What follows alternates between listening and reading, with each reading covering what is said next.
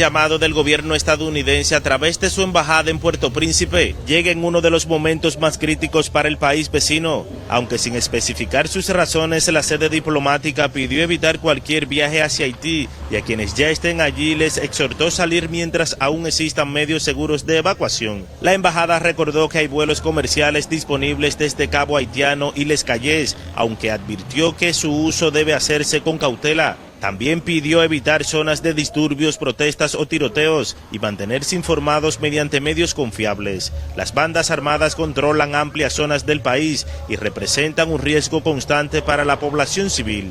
Indicó que los ciudadanos estadounidenses en Haití deben abandonar el país por medios de transporte comerciales o privados, cuando consideren que es posible hacerlo con total seguridad. La embajada advirtió sobre el peligro de usar helicópteros privados para llegar a los aeropuertos. Estos vuelos conllevan riesgos potenciales que los ciudadanos deben tener en cuenta antes de subir al avión. Una de las resoluciones que someterán a votación exhorta a los Estados miembros a incrementar con urgencia sus esfuerzos para la aplicación de soluciones concretas ante la grave situación en Haití. Además, solicita que presten apoyo a la visión de seguridad desplegada el año pasado en ese país, liderada por Kenia, con el patrocinio de Estados Unidos y el aval de la ONU.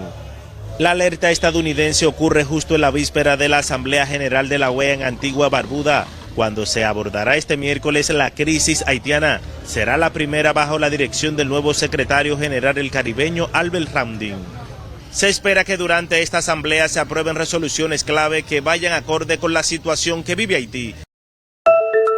Speaking with reporters on Air Force One on his way to the summit, President Donald Trump stopped short of offering a full-throated endorsement of Article 5, the alliance's cornerstone pledge of collective defense. It depends on your definition. There's numerous definitions of Article 5. You know that, right? In a statement, NATO leaders reaffirmed the group's ironclad commitment to collective defense. And NATO chief Mark Rutte, whose relationship with Trump extends back to his years as Dutch Prime Minister, said this.